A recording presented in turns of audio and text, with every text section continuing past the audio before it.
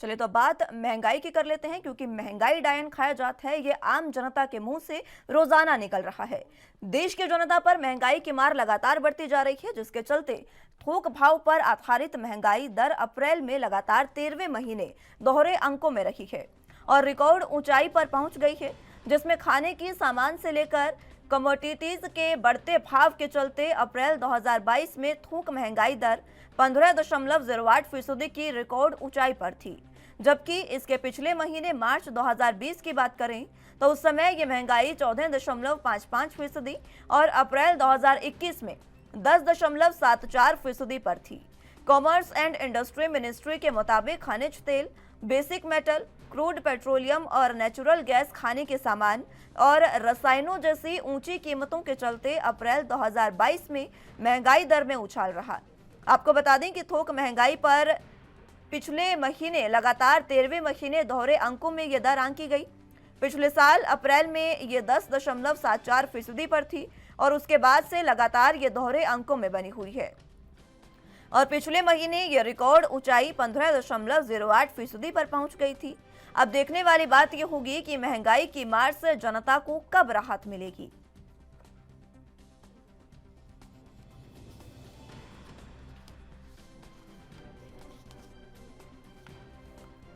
आपको बता दें कि महंगाई अब देश में लगातार बढ़ती जा रही है। खुदरा के बाद थोक महंगाई में हुए इस बड़े इजाफे पर वाणिज्य और उद्योग मंत्रालय ने बयान जारी कर कहा कि अप्रैल 2022 में मुद्रास्फीति की उच्च दर मुख्य रूप से खनिज तेलों, मूल धातुओं, कच्चे पेट्रोलियम और प्राकृतिक गैस, खाद्य पदार्थों, गैर खाद्य वस्तुओं, खाद्य उत्पादों और रसायनों और रासायनिक उत्पादों की कीमतों में वृद्धि के कारण थी। सरकारी आंकड़ों पर नजर डालें तो खाद्य पदार्थों में मुद्रास्फीति 8.35% रही, क्योंकि सब्जियों, गेहूं, फलों और आलू की कीमतों में एक साल पहले की तुलना में तेज वृद्धि देखने को मिली। इसके अलावा ईंधन की और बिजली में मुद्रास्फीति 38.66% थी, जबकि विनिर्मित उत्पादों और तिलहन में यह क्रमशः 10.85% और 16.10% थी। कच्चे पेट्रोलियम और प्राकृतिक गैस की मुद्रास्फीति अप्रैल में 59.07% रही। अब 8 साल के हाई लेवल पर यह खुदरा महंगाई पहुंच गई है। गौरतलब हो कि पिछले सप्ताह सरकार की ओर से जारी किए गए आंकड़ों के मुताबिक देश में खुदरा महंगाई दर अप्रैल में बढ़कर 8 साल के उच्च स्तर पर पहुंच गई। यह मार्च महीने में 6.95% की तुलना में अप्रैल में 7.79% की दर से बढ़ी। इसके साथ ही आपको ये भी बता दें कि खुदरा महंगाई दर लगातार चौथे महीने में रिजर्व बैंक के मुद्रास्फीति लक्ष्य के ऊपर रही है। लगातार महंगाई बढ़ती जा रही है, जिससे आम जनता पर यह बोझ पड़ रहा है, आम जनता की जेब पर यह बोझ। और सबसे ज्यादा बोझ की बात करें तो ये गृहिणियों पर है, क्योंकि एलपीजी के दाम आए दिन बढ़ते जा रहे हैं। महीने में 2 बार एलपीजी के दाम आपको बता दें कि बढ़ाए जाते हैं, जिसमें लगातार अभी की बात करें तो एलपीजी जो है, एक गैस सिलेंडर जो है वो 1000 रुपए से ऊपर की दर पर मिल रहा है। सीएनजी के दाम भी लगातार बढ़े जा रहे हैं, जिससे बाहर आने जाने में लोगों को दिक्कतों का सामना करना पड़ रहा है।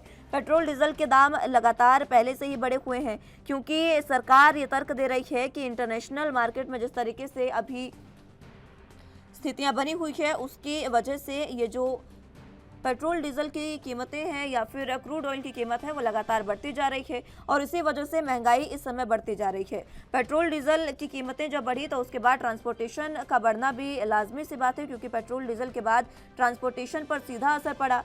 एलपीजी के दाम बढ़ने के बाद गृहिणियों पर सीधा असर है और अगर सीएनजी की बात करें तो आम जनता जो वाहनों का इस्तेमाल करती है या फिर पेट्रोल डीजल से जो वाहनों का इस्तेमाल करते हैं, उनकी जेब पर सीधा डाका डाला गया और एलपीजी के साथ साथ पीएनजी के दाम भी बढ़ाए गए।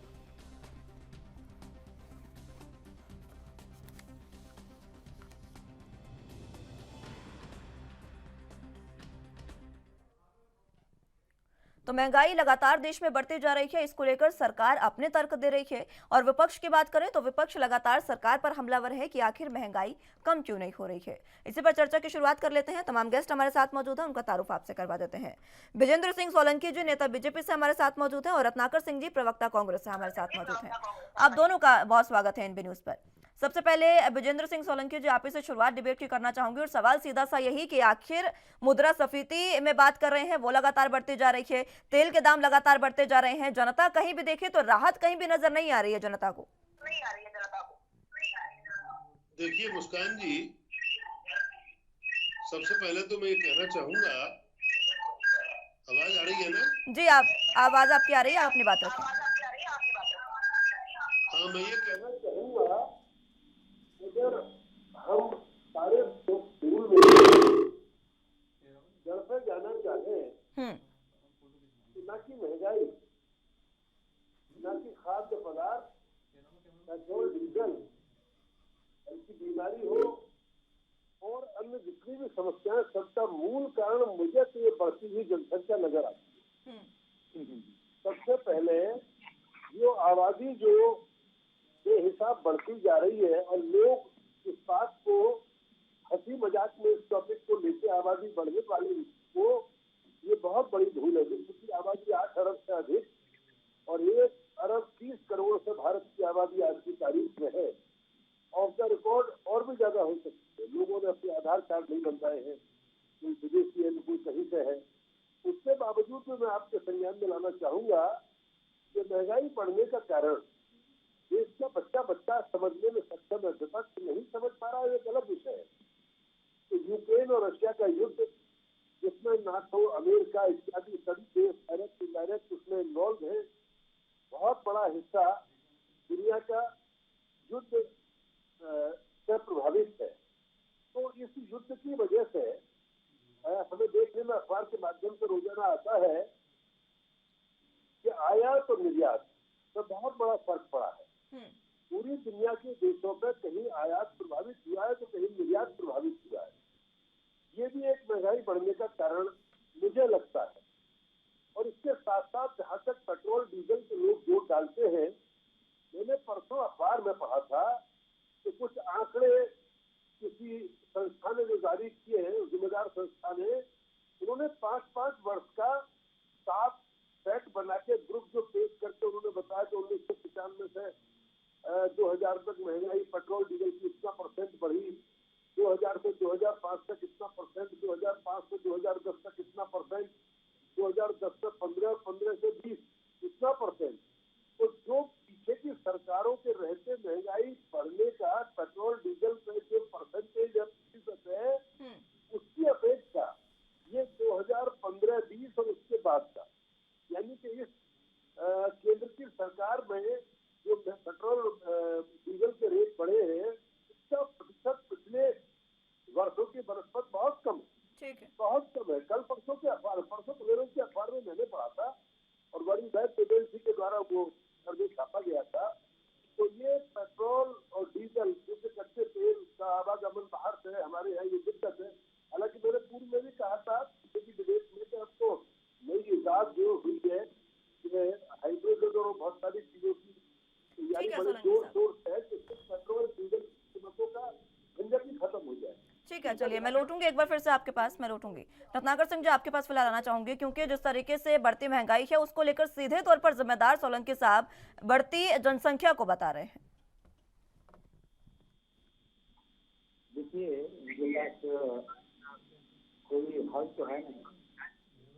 अगर और इनको अपना दोष जो है किसी न किसी रूप में किसी चीज पे थोपना है। क्या हमारी जनसंख्या चाइना से अधिक है? हम क्यों नहीं चाइना की तरह संपन्न है?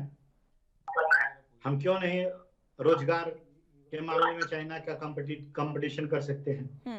तो ये क्या है, जब कुछ कर नहीं पाते हैं तो अपनी चीजों को दूसरे के ऊपर थोप देते हैं। अभी देखिए, ये कितनी सफाई से झूठ बोल रहे हैं कि तुलना में, पहले की तुलना में अभी जो है वो पेट्रोल डीजल का जो वृद्धि हुई है वो कम है। जिसकी अभी मैं आपको बता दूं, 2014 में जब हम लोगों ने सत्ता छोड़ी, उस समय पेट्रोल का दाम कुछ 70 रुपए था और क्रूड ऑयल का दाम हमेशा कच्चे तेल का और कीमत हमारे पेट्रोल डीजल पे निर्भर करता है। कच्चा तेल का दाम बढ़ेगा तो पेट्रोल डीजल का दाम बढ़ेगा, कच्चा तेल घटेगा तो पेट्रोल डीजल के दाम घटेंगे। ये ऐसा समीकरण होता है। लेकिन देखिए आज की परिस्थिति क्या है। आज पेट्रोल देखिए 120 रुपये पार हो गया है और कच्चे तेल की कीमत जो है वो $100 प्रति बैरल है। जब हमारी सरकार थी उस समय $85 प्रति बैरल थी, हम 70 रुपये बेचते थे। आज 100 रुपये है, ये 120 रुपये बेच रहे हैं, लगभग दोगुना कर दिए हैं। ये क्यों ऐसा हुआ, ये जानने की जरूरत है। ऐसा इसलिए हुआ है क्योंकि जो हम सब्सिडी देते थे, जो लोगों को सब्सिडी देते थे, वो सब्सिडी इन्होंने पूरी तरह से खत्म कर दिया। अब ये सब्सिडी किसको देते हैं? अब ये जो पिछले 8 साल में जो इन्होंने एक्साइज ड्यूटी के तौर पे लोगों से पेट्रोलियम प्रोडक्ट से पैसे लेने का काम किया है, 28 लाख करोड़, वो 28 लाख करोड़ कहाँ गए? वो इनके मित्र जो है अडानी और अंबानी जो शरीफे लोग हैं, उनके लिए उपयोग में लाते हैं। तो परिस्थितियाँ ये है कि अपनी नाकामयाबी का ठिकरा दूसरे के ऊपर छोड़ना, नेहरू के ऊपर जिम्मेदार बताना और जनसंख्या को जिम्मेदार बताना, मतलब आप तो नाकाम है। फिर अगर जनसंख्या बढ़ रही है, महंगाई बेतहाशा बढ़ रही है, तो आप फिर नाकाम है। लोगों ने आपको चुना है उनके जीवन स्तर को सुधारने के लिए, महंगाई कम करने के लिए और जो बेरोजगारी को वो कम करने के लिए। आप तो ये बहाना बता रहे हैं कि जो है जनसंख्या बढ़ गई है इसलिए महंगाई बढ़ रही है। जनसंख्या भी बढ़ रही है तो इसमें भी नाकामी तो सरकार की है। क्यों सरकारें कोई कानून नहीं लाती? ऐसा मैं आ रही हूँ आपके पास रत्नाकर जी, सोलंकी साहब, क्यों ऐसा कोई कानून नहीं ला जाता जिस पर ये कह दिया जाए कि जनसंख्या को नियंत्रण करने में सफलता मिले सरकार को?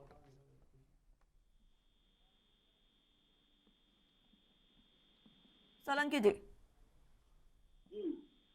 हाँ, मैं कहने का मतलब ये है मुस्कान जी कि हम देहात के लोग से, भारत देहात बसता है, रूरल में बसता है। एक कहावत हमने बुजुर्गों से सुनी थी कि कोई आदमी बरसात में हरियाली ज्यादा होती है तब अंधा हुआ था, तो शेष जीवन उसे हराई हरा नजर आता था, हरियाली की समय अंधा हुआ था। तो इन लोगों को भ्रष्टाचार से बोलने में कोई शर्म नहीं आती है। इनके घोटाले और इनको आज देख रहे हो घर पे पहुंचा दिया है। ये भविष्य लेकर राज्य से कहीं कहीं रखने के लिए कहीं कुछ रह गए हैं, ये जीरो पे आ गए तो हरियाली में आंखें फूकती है, इसे हरा हरा इन्हें भ्रष्टाचार केवल नजर आता है। जिससे इन्होंने तमाम ताकतें भूख डाली विपक्ष में और कांग्रेस के खासकर आज से कोई भी भ्रष्टाचार का आरोप इस सरकार के ऊपर नहीं। 8 वर्ष की उपलब्धियां, 8 वर्ष का विकास, चाहे वो बैंकों में गरीबों के खाते हो, चाहे वो किसान को सम्मान निधि का मामला हो, या और बहुत सारी सैकड़ों हजारों खराब कानूनों को खत्म किया, बहुत से कानूनों में संशोधन किया। लेकिन कहता हूँ एक बार मुस्कान जी आप भी कह रहे हो, आप भी कह रहे हैं कि जनसंख्या वृद्धि है तो इन्हें 10 साल ब्रेक लगा। एक बच्चे का चीन की चाइना से तुलना करते भारत की चीन के, चीन में 10 से 1 बच्चे का प्रावधान अब शायद उन्होंने किया, और यहाँ किसी के 24 है, किसी के 27 है, किसी के 22 है, किसी के 28। कई जनसंख्या 5 आदमियों के लिए अगर 1 किलो आटा लगता है तो 10 के लिए 2 किलो लगेगा, 20 के लिए 4 किलो लगेगा, 40 के लिए 8 किलो लगेगा। जनसंख्या बढ़ेगी, उतना ही कपड़ा सीखे, उतनी ज्यादा दवाई सीखे, उतनी खाद्य पदार्थ सीखे, उतना ही पेट्रोल डीजल सीखे, उतना ही दवाई गोली सीखे। तो मेरा मतलब है जनसंख्या वृद्धि मैंने महंगाई, आज की बढ़ती महंगाई जो नजर आ रही है उस परिप्रेक्ष्य में नहीं कहा था मैंने, मुझे शब्द याद नहीं है, मैंने बड़े साफ शब्दों में कहा था कि मुझे ऐसा लगता है, मैं तो ये मानता हूँ कि हर कारण का, हर समस्या का जो कारण है वो जनसंख्या वृद्धि।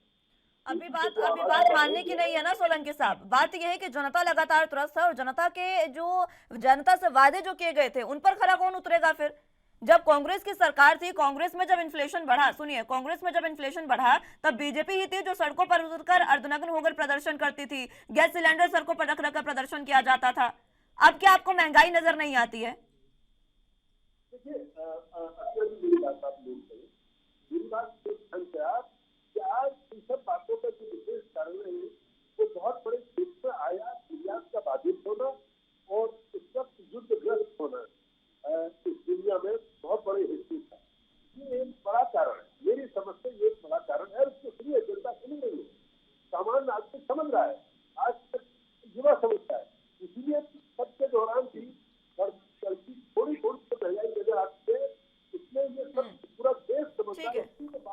ठीक है सोलंकी साहब, लौटूंगी मैं एक बार फिर से आपके पास, चर्चा की शुरुआत करेंगे। फिलहाल वक्त एक छोटे से ब्रेक का है, फौरन हाजिर होंगे।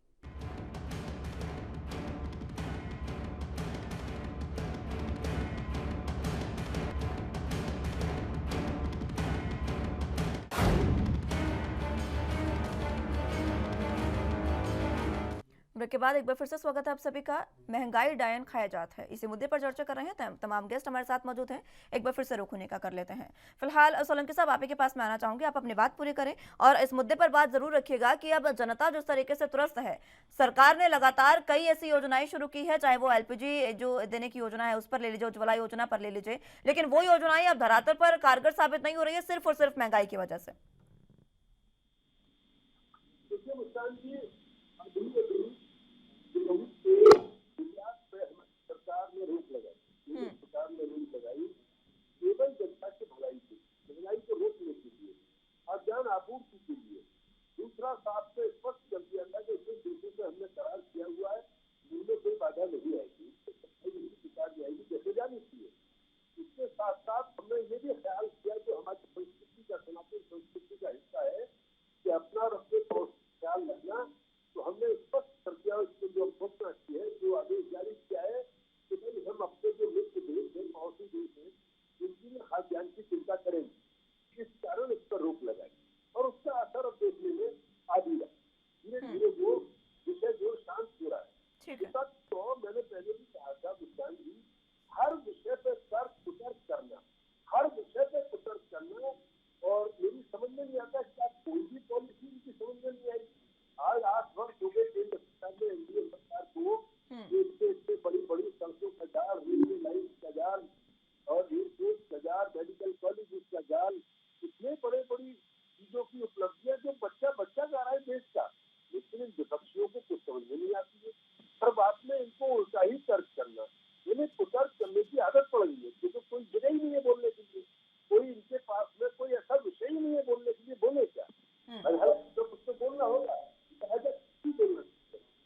ठीक है रत्नाकर जी, सोलंकी साहब, मैं आ रही हूँ सोलंकी साहब एक बार फिर से आपके पास। सोलंकी साहब कह रहे हैं कि विपक्ष को सरकार की कोई भी नीतियां समझ नहीं आती है। एक सवाल तो मेरा भी आपसे है, विपक्ष लगातार ये मांग करता रहा है पिछले 4 सालों से ज्यादा के समय से कि पेट्रोल डीजल जो है वो जीएसटी के अंडर आना चाहिए, लेकिन अभी पिछले साल 2021 में जीएसटी काउंसिल की बैठक हुई थी, उसमें कांग्रेस को ये एक अधिकार कह सकते हैं मिला था, क्योंकि हर राज्य मौजूद होता है वहां पर, तो कांग्रेस को यह हक था वहां पर कि आप अपना वोट डालें कि पेट्रोल डीजल को जीएसटी के अंडर लेकर आया जाए, लेकिन कांग्रेस ने उस समय विरोध किया। तो ये दोहरी नीति कांग्रेस की क्यों? पूछ लीजिए कितने 18 राज्यों में इनकी सरकार है, कितने इनकी राज्य एग्री थे आने के लिए। ये सब बातें बेमानी है। पहली चीज मैं आंसर दे देता हूँ, जो कह रहे थे कि हम बरगलाते हैं। अगर हम बरगलाते हैं जनता को, तो आप मुझे क्या बता सकते हैं कि 5 राज्यों के चुनाव के पहले ठीक प्रधानमंत्री जी आते हैं और घोषणा करते हैं कि हम डीजल और पेट्रोल के दाम में कमी कर रहे हैं और 10 रुपया घटा देते हैं। 125 दिन तक पूरा लॉकडाउन रहता है प्राइसेस का, और इलेक्शन के टाइम नहीं बढ़ता है। जैसे ही इलेक्शन खत्म होता है वैसे ही 16 दिन के अंदर 10 रुपया बढ़ जाता है। तो ये चुनाव के समय आप एक झुंझुना पकड़ाते हैं जनता को, एक आशा दिखाते हैं उनको कि हाँ भाई हमने महंगाई पे कुछ एक्शन लिए है और आपके डीजल के दाम कम कर दिए। जैसे ही दिखता है वैसे ही पेट्रोल डीजल के दाम बढ़ा देते हैं। तो ये आपकी दोहरी नीति है। ये आपको चुनाव जीतना होता है। यूक्रेन और रशिया का उदाहरण देते हैं, अभी युद्ध हो रहा है इसलिए। यूक्रेन रशिया के पहले भी तो जरा आप आंकड़ा उठा कर देख लीजिए, आपको न जाने कितने बार पेट्रोल और डीजल के दाम बढ़ाते गए हैं। क्रूड ऑयल के दाम कम हुए, फिर भी आप डीजल पेट्रोल के दाम बढ़ाते जा रहे हैं। तो ये जो है आप ऐसा कर रहे हैं और आरोप जो है लगा रहे हैं युद्ध पे। मैं आपको एक आंकड़ा बताना चाहता हूँ मुस्कान जी, देखिए क्या है, यूपीए की जब सरकार थी तब जो है पेट्रोल और डीजल पे हम लोग जो टैक्स लेते थे, एक्साइज ड्यूटी लेते थे, वो लगभग 10 रुपए के करीब थी पेट्रोल पे, 9.48 पैसा था और डीजल पे कुछ 3.5 रुपया था। आज परिस्थिति ऐसी हो गई है कि वो ना पेट्रोल पे जो टैक्स वसूले जा रहा है कितना ज्यादा वसूले जा रहा है, लगभग समझ चाहिए 28 रुपए के करीब, और डीजल पे समझ चाहिए कि 21 रुपया 80 पैसे करीब वसूले जा रहे हैं। तो आप देखिए कि कई गुना जो है वो ड्यूटी बढ़ा दिया गया है, तो कहीं ना कहीं इनकी मानसिकता जो है लोगों को राहत पहुंचाने की रहती, तो आखिर क्यों ये डीजल। ठीक है रत्नाकर जी, समय मुझे इतनी ही इजाजत देता है। फिलहाल जिस तरीके से ये तमाम चीजें लेकिन चल रही है उसमें जनता को ये सरकारों से उम्मीद है सीधी सीधी, और दोनों पक्षों को सोचना चाहिए इसमें, मिल बैठकर बातचीत करके मसले को सुलझाना चाहिए। ठीक है विजेंद्र जी, समय की कमी मेरे पास है, मैं नहीं रुक पाऊंगी इतना। बहुत बहुत शुक्रिया आप दोनों का हमारे साथ जुड़ने के लिए और चर्चा हमारे साथ करने के लिए। लेकिन जिस तरीके से अब जनता लगातार ये बात कहने को आतुर है कि महंगाई डायन खाया जाता है, आखिर ये महंगाई कब कंट्रोल में होगी और कब सरकार और विपक्ष दोनों मिलकर जनता को वो राहत दे पाएंगे जिसकी जनता को उम्मीद है। फिलहाल के लिए मेरे साथ बस इतना ही। तमाम अहम खबरों के लिए आप देखते रहे ANB न्यूज। नमस्कार। की पेपर के कस्टोडियन थे।